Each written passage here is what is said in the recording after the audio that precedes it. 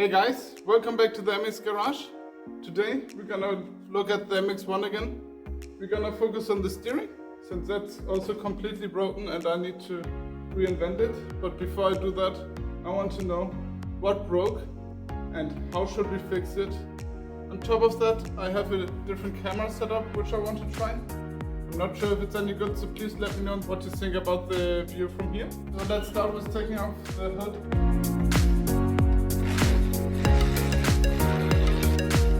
Do the same thing.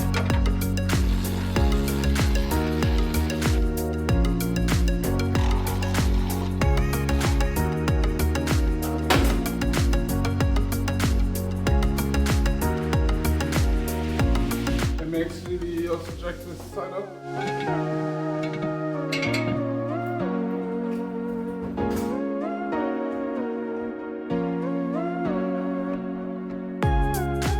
As you can see already, the ball bearing here, there's no balls in anymore. So if I turn the wheels, there's massive amounts of slack, and maybe this gives a better picture of what is actually going on. So you can see inside there. Let me actually, just to be sure that I get good footage. You can see how much this wheel can move. I mean, first of all, the ball bearing is completely broken, but this entire assembly is 28 years old, but all those holes are over time getting bigger, meaning that there is more and more play in the different components. As you can see here, this beam is going down there, and then the steering beam will also go there. So you can see this is another point where there's a lot of play in it, and I have tightened it. Not right now, it's super loose, but I had it tight and I double checked it before the race. But there's just a lot of play in it, and I will never get it proper tight. The things I want to improve is, right now you're steering more or less like this, and I want the steering wheel facing the driver so you are in a more comfortable position. The next thing I also need to figure out is, how do I get this input down there? The main issue you will face is that the fuel tank and the engine is in the way.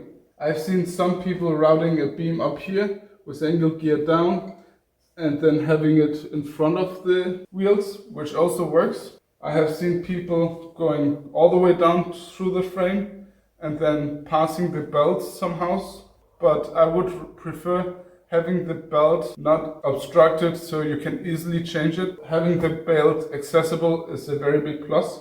I have seen some people using the beam with a sprocket and then having a chain running from it, connecting to the wheels. The wheels would still be connected, so you only need to pull with the sprocket. That seems to work well for them. That could be a way.